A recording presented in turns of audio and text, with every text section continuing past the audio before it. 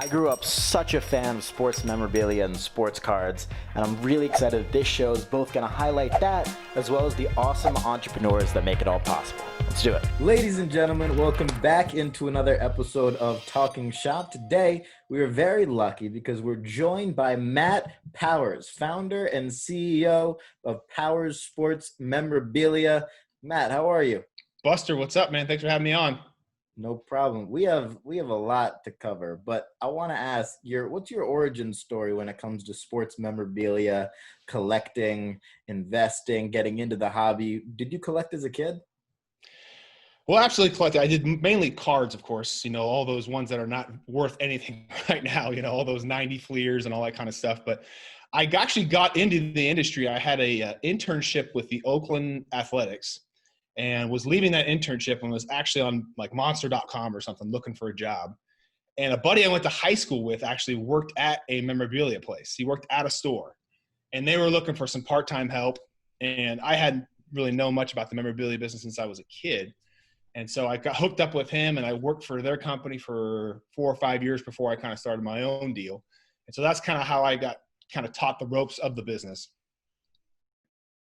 That's awesome. So then what made you decide to go the memorabilia? Because I've been following you on Instagram for a bit now, and I see that you are very, memorabilia favoring over certain cards. And I even saw something on your page that was, comparing, some of the most recently crazy, astronomical numbered dollar-wise cards sold compared to historic memorabilia items, Ruth game-worn jerseys selling for less than, a Zion rookie. What are we doing here? That's a very good question. And Darren Ravel. So I was funny you mentioned that because I was talking to Darren last night and he was talking about somebody had posted about Zion Prism cards are up 43% over the last 3 months and Apple stock is only up 16%, and the connotation was that, or insinuation was that, you should be buying Zion as opposed to Apple stock. And people don't remember that, Apple does $1 billion in sales a day, $1 billion. And they created, honestly, the best product of our generation, the iPhone. And so you're seeing a lot of these cards are kind of being overly hyped up and people are forgetting about some of these older great players that are really still undervalued, in my opinion. The Willie Mayses of the eras. I've been harping on my followers to be buying Willie Mays autographs right now because he hasn't signed for a long time.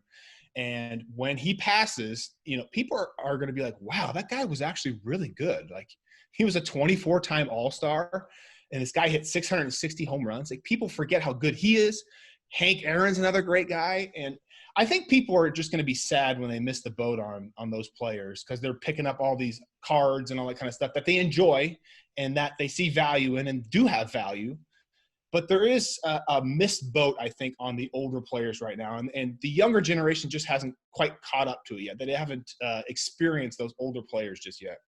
But don't you think that's because kids love sports gambling so much and people in general? Like me buying Zion it's partially an investment, but it's also just a better alternative to betting on an individual game or something like that. Because as much as I love, Jordan and Ruth and Derek Jeter, probably my favorite player of all time,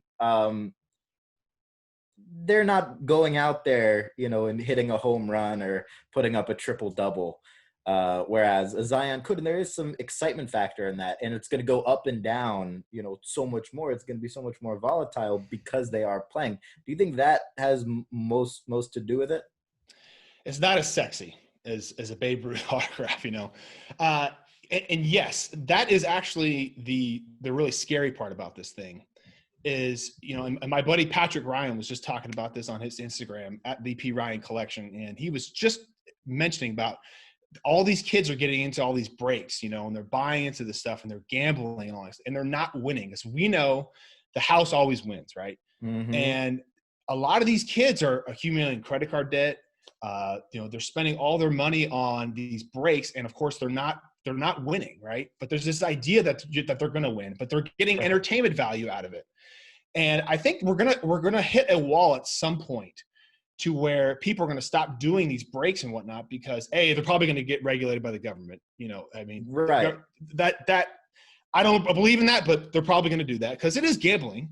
And the second thing is people are going to run out of money. And that was his whole point, is he's trying to protect the hobby and the long term of the hobby. And if we don't have enough people coming into the hobby that are excited about it and staying in the hobby and having success in the hobby, we're going to be right back to where we were in the 90s, where this stuff is going to be overproduced and it's not going to be worth anything because we don't have enough new collectors coming in to support that Zion Prism PSA 10 that's got a pop report of 10,000 plus. I was just gonna say the lack of education in a lot of realms for new people coming in, is where I know shows like yours and shows like ours here just want to help people because we want everybody to win, because that makes everybody else win. It prolongs the hobby. I'm sure you remember when you were an 18, 19-year-old kid, I'm 20 now. So or 20. So 2 years ago? Yeah. Jesus, man. Okay, let's go to when you were 14 years old, all right? All right. When 14 years old. With $300? Well, when you had a paper route, and all that kind of stuff. And $200 meant a lot. Like, I remember my parents not buying me ice skates, used pair, because they were $150. And, kids nowadays, if they lose $200-300 on a break or buying a card because some celebrity told them to buy that card, that is really crushing. And that's what, Patrick's talked about on his Instagram page. And what I've tried to harp on with people is we have to be fully open and disclosure about this stuff, and say, both sides of the story. With Zion, for example, yes, Zion is a great investment. I think Zion's a great player. Is he going to be a $1,500, $2,000 rookie card? Possibly, but there's an inherent risk with him. If he gets injured, that's done with. And that's why we've tried to talk about the other side of the Willie Mayses and the Ted Williams. Willie Mays isn't getting injured, okay? Like his value is not going down because he's not signing autographs anymore. His card value is not going down because the PSA population report is not going to be going like this on there. People aren't finding 1951 Bowmans and getting them graded and getting a PSA 10. They're just not happening. Yeah, no, that aspect of it's really interesting. But to counter that, do you think the demand for somebody like Willie Mays, who a lot of people who are getting into the hobby now never saw play and maybe don't know that much about, so they're more, tied to the Jordans or the Jeters of the world?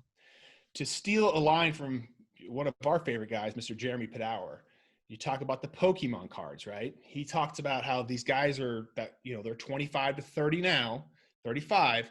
When they get a little bit older and they have some more money into the 40s and 50s and their careers are established, they're going to be looking at their collections and being like, wow, I don't have a Michael Jordan 1986 Fleer, or I don't have a Willie Mays autograph.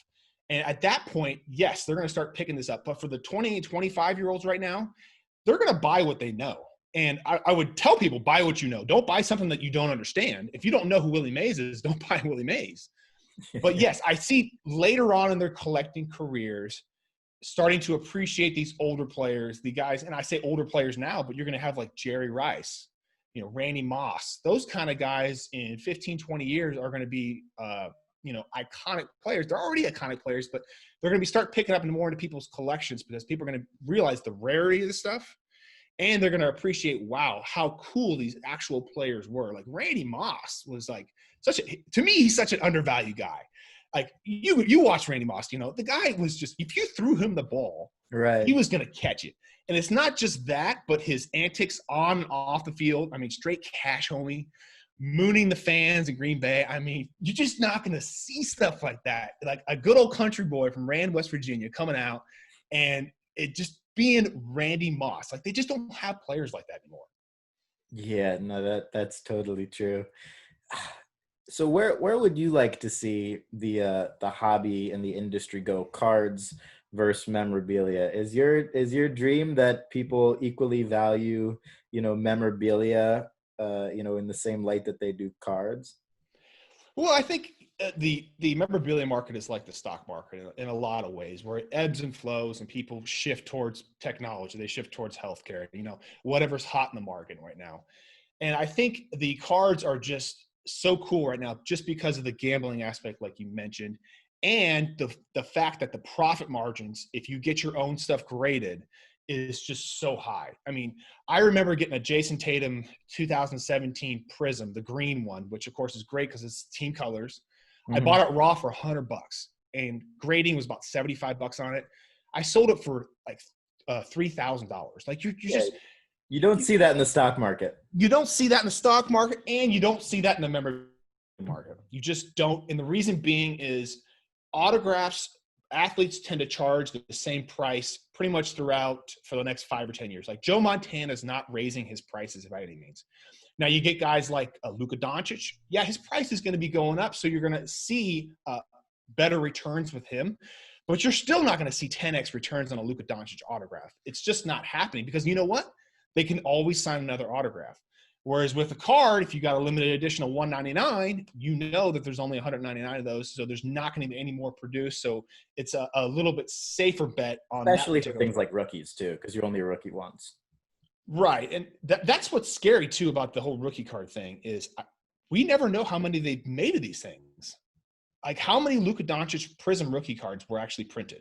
I mean, I don't know, and I think that's the biggest problem I have Probably with a million. Probably we don't know. So it's hard as an investor collector to make an educated decision because like you and I, us as human beings, we get scared when we don't have all the facts or we don't understand something. And so it's hard to buy and invest in something when you don't fully understand the market or how many have actually been printed. I mean, I'm sure you're probably on Panini's newsletter. I must get 2 or 3 offers for new products that they're printing every single day. That's 700 sets of cards that they're printing. And we just don't know how much of this stuff is out there. And to me, the unknown is the biggest scary part when it comes to the cards. Now, but when you look at the memorabilia and autograph side of things, the thing that I'm always, scared of, in terms of buying people who are still around is that, LeBron, like a LeBron auto, right? They're pretty valuable because he doesn't sign that much. And he's obviously not signed. He's an upper deck athlete. So he never signed Panini cards, and Panini have had the NBA exclusive license since 2011, 12. But he could wake up tomorrow and be like, you know what? I want to give out 100,000 autographs to kids all around the country. And then all of a sudden, it's like, with Obama, he just released a signed book. And now his autographs are going down in value because there are just more of them, right? So how do you kind of weigh that unknown into the decision-making process when you're buying memorabilia signed?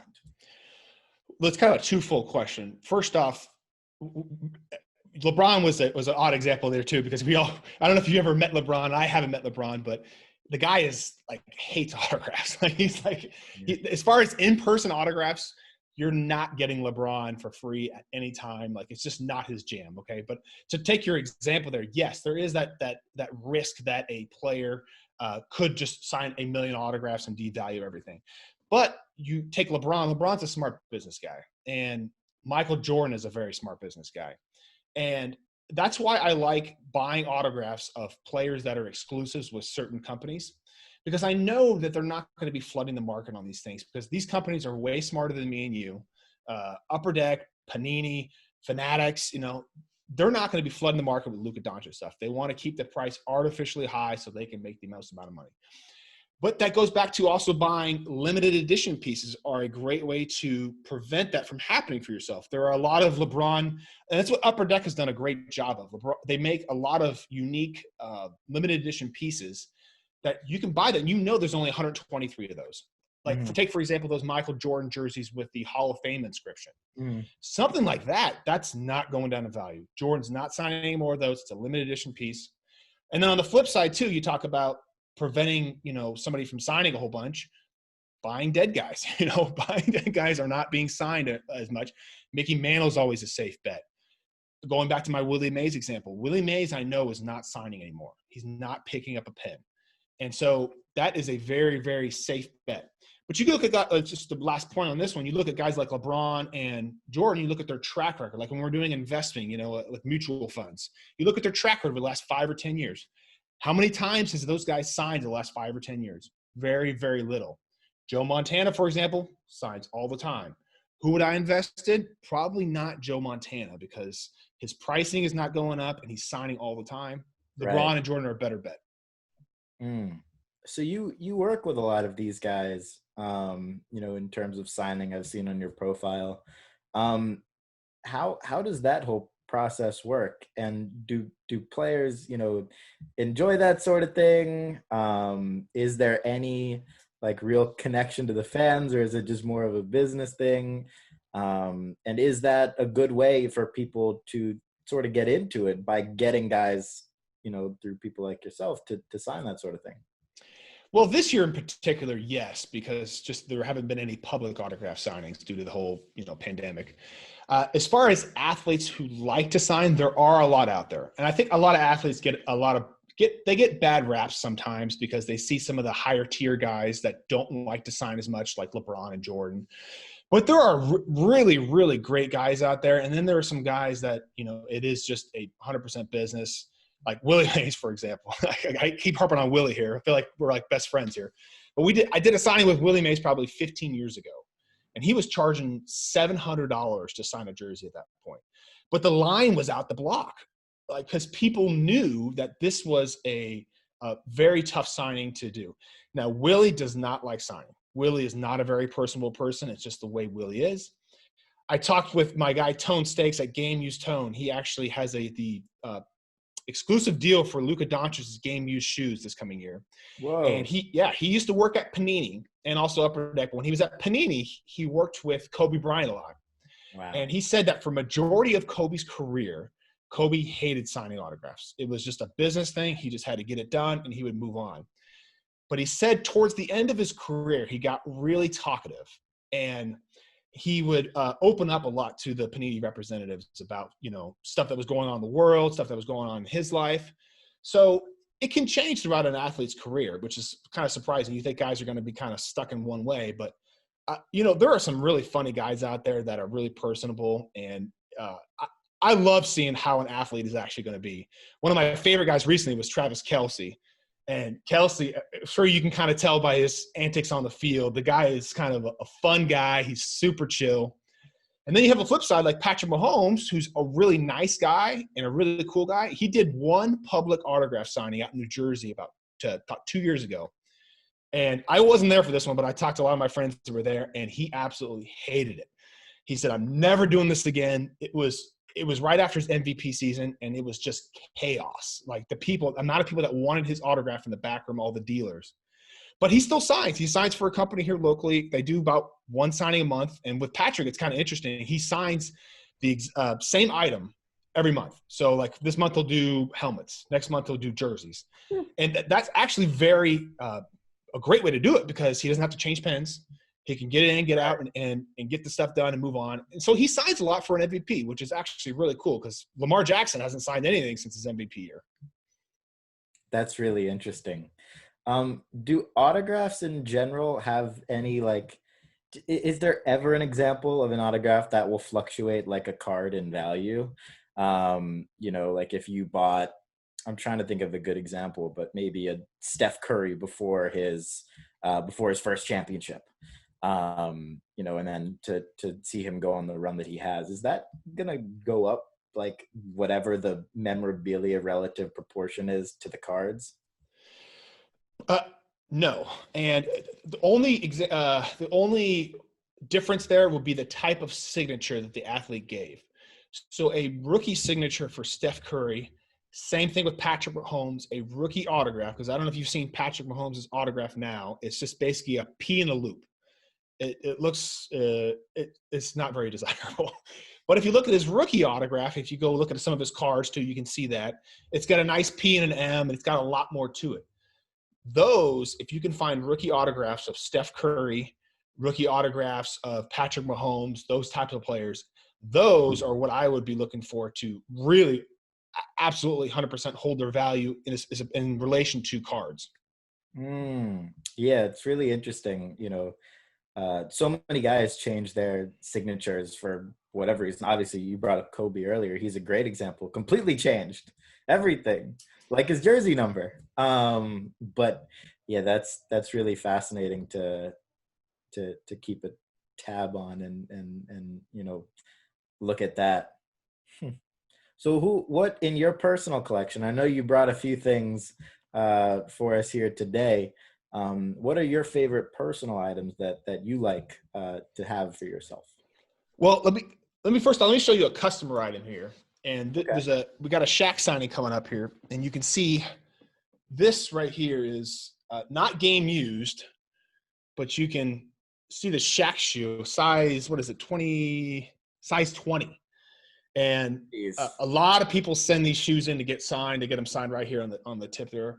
I love seeing customer stuff, especially game use stuff. I had my buddy who I mentioned earlier, Patrick Ryan, sent me a Trout game use jersey from last year and had it signed and inscribed and everything like that. Game use stuff, like to get it in and hold it in your hands. Like people just don't know how cool that is. I got a Jason Tatum game use jersey about 2 months ago for his signing with Fanatics. Wow. That stuff is just so cool. But as far as the cards go, you know, I keep bringing him up here, but I just love the guy. Maybe it's because I'm from the Bay Area, but I don't know if you can see or not. But Willie? Willie Mays here. Now this card is probably like a $50 card. Okay, Okay. not worth much, but if you see, it's a really nice image of Willie looking down the barrel of the bat. Yeah. And this stuff right here is just, it's just so cool. I love that one. Another Willie card here, this little gold refractor right here. I Nice. really like these ones. You could buy these for like $20 and get I them for, bet. I Yeah, mean, buying old players and new sets is ridiculous. yes. Well, because they have these gold cards and the refractors, which of course newer collectors like. So if you want to kind of merge both of the worlds of the old school players and then the new school type of cards, those gold refractors or numbered cards are a great way to do it. Yeah. And then a Patrick Super Mahomes cool. rookie card here. This Very one, this nice. one's this one's to 99, and I was bummed this one didn't get a 10. They got a 9. Yeah, so this is one of the first Mahomes cards I bought, and it's one of these die cut ones. And looking back on it, one of the big tips I would give to people is to try to avoid buying these die cuts. The reason being is it has so many edges to it that it's hard to get them graded a 10. And, there's bound to have a problem with them. And honestly, they're just not as cool looking cards as I think some of the other ones are. Or on the flip side, maybe you buy them PSA 10 already because other people are going to have a harder time than they think. Yeah, I mean, look at the population reports before you do stuff like that too. But you can probably look at those die cuts, and I guarantee you, less than half of those are going to be PSA 10s. This would have been cool as a red as opposed to the light blue. So, like buying team colors of cards is definitely the way to go. I've been picking up a bunch of Mahomes prisms this year, the red ice and all that kind of stuff. I love those. I mean, absolutely iconic. But as far as like other stuff that's like non-autographed, which I sell a lot of non-autographed stuff too, which I know people are like, oh, that's not very cool, whatever. But you get stuff like this, like the Chiefs newspaper from after they won the Super Bowl. So you've Nice. got Patrick Mahomes on there. Newspapers are not going to be around forever. They're like the ticket market. Mm-hmm. If you can find tickets from Cal Ripken's, 2,131 hit game, stuff like that is going to be so valuable later on in life because of the supply of it is just going to be dwindling up. I love these framed newspapers. These are one of my favorite things. This one and the Cubs one, the Tribune one, the At Last, it says in the front. That's a classic. Dude, it's so cool and it's so affordable for people, which that's what I like. It comes framed, like ready to go. They can put it on the wall. They don't got to mess with it. Like that's what I like selling is like completed items where people will have to do the least amount of work possible.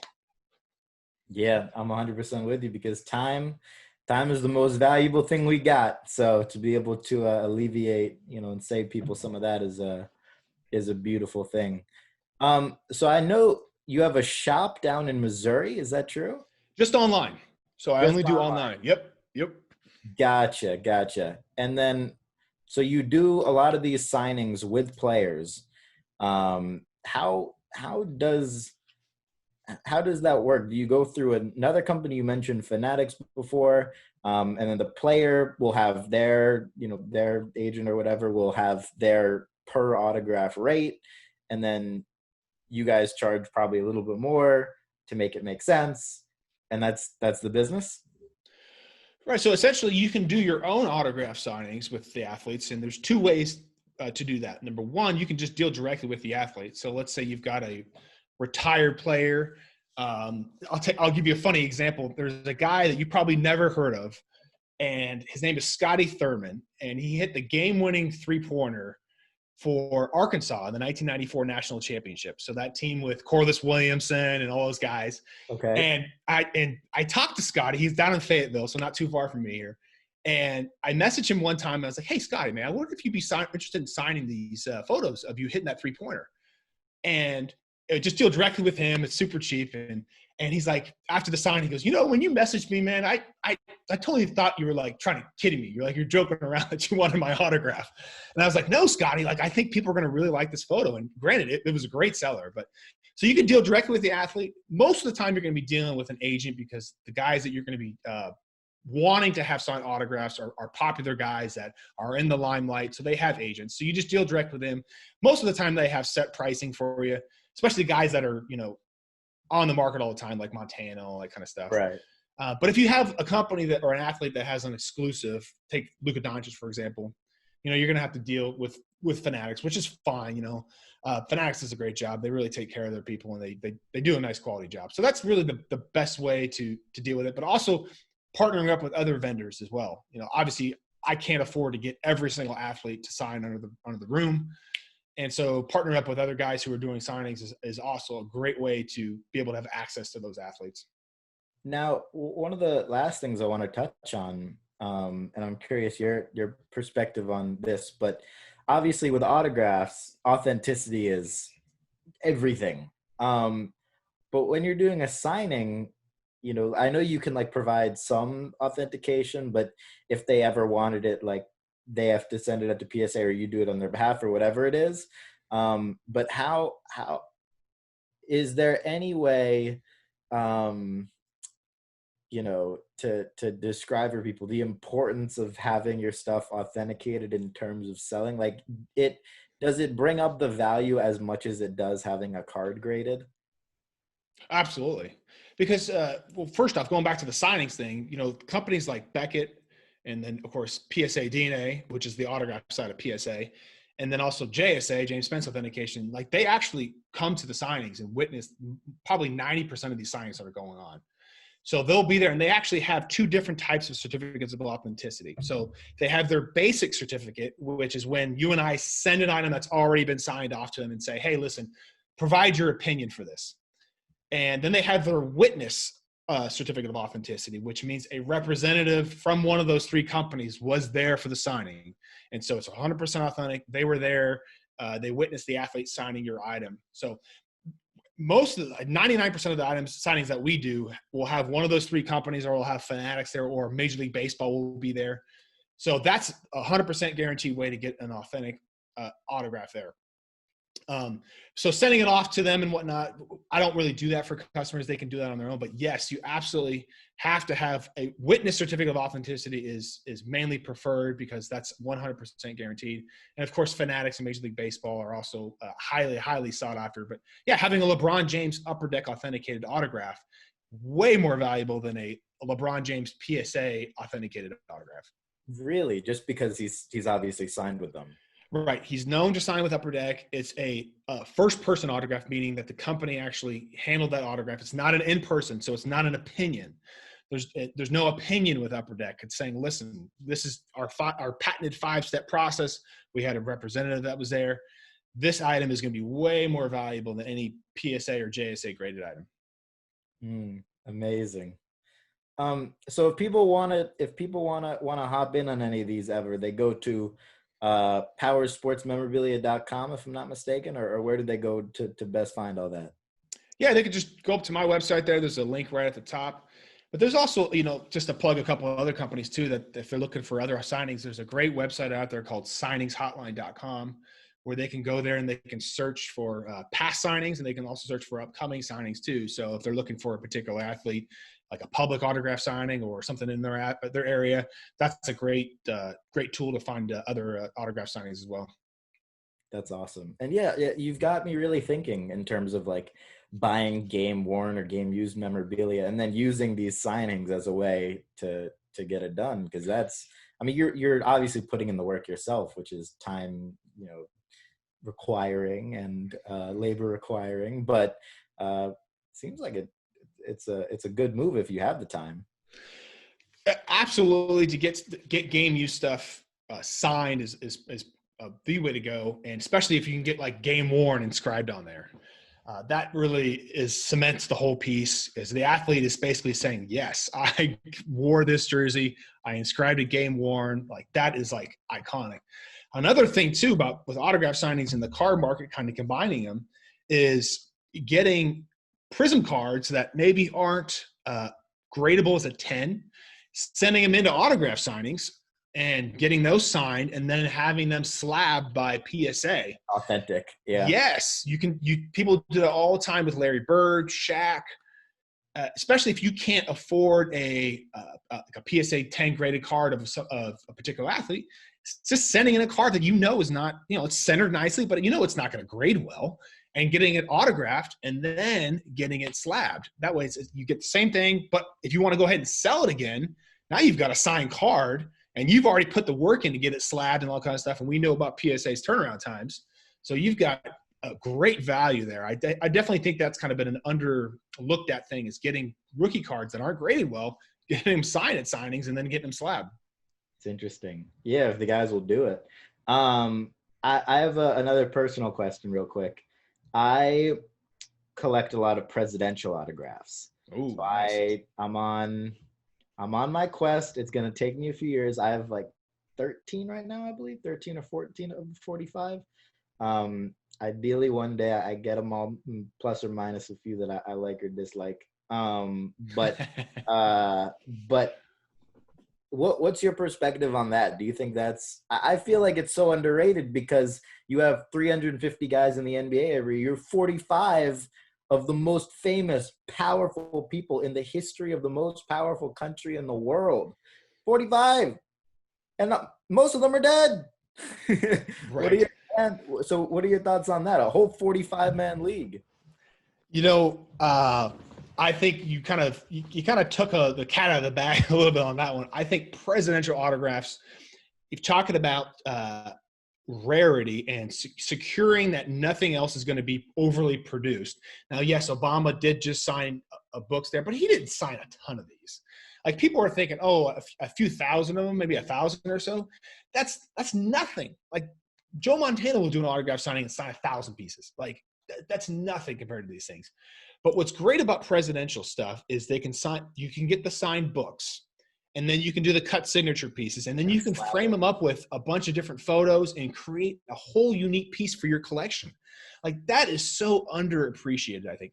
But tying sports and presidential people, and getting autographed baseballs of presidents are absolutely.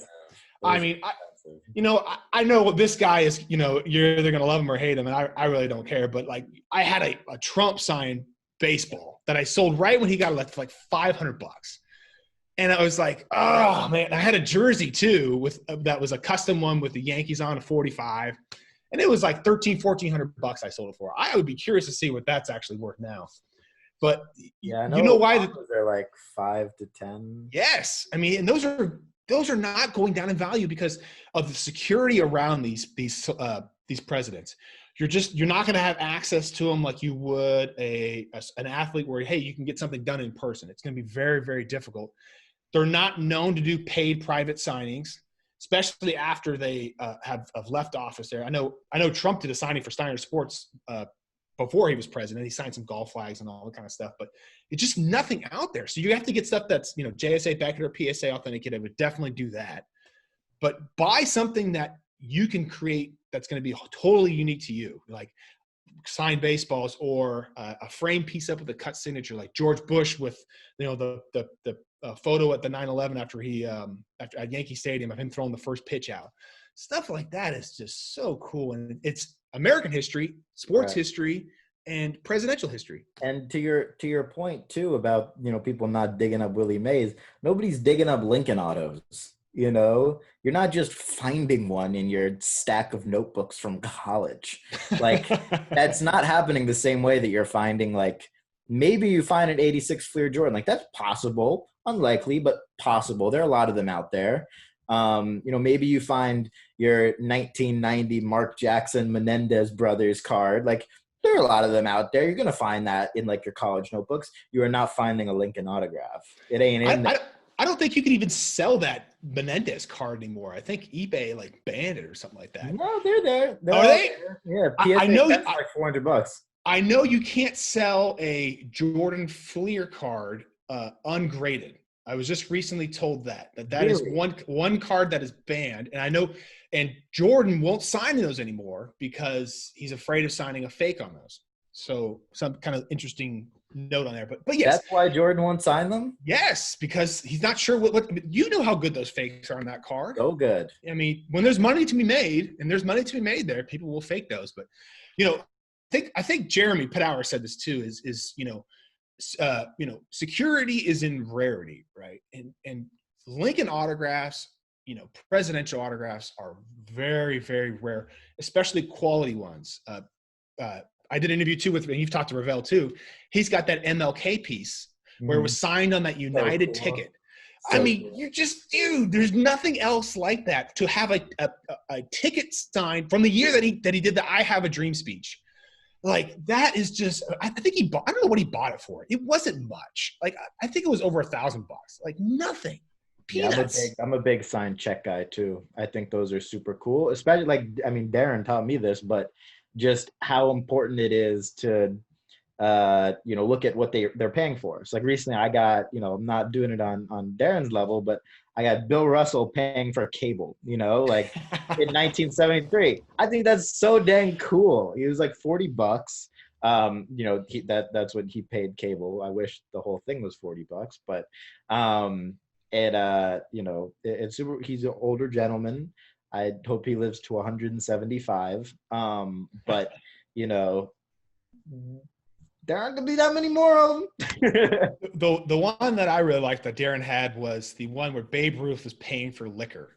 I mean, that's as good as it gets. If you factored in inflation, I think he said it was like $11,000. Yeah. I mean, you could buy a 12-pack for like $10. I mean, how much alcohol are you buying for $11,000? Probably bought it for like the whole bar, right?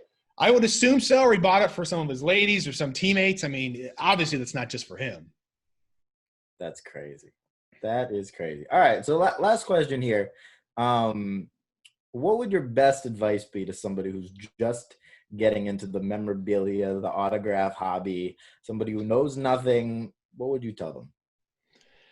First off, slow down. There's no rush to do anything. You don't have to buy anything today. You don't have to buy anything tomorrow. Take your time. And I would definitely, first off, buy what you love. You got to buy stuff that you like. Don't buy something you don't understand.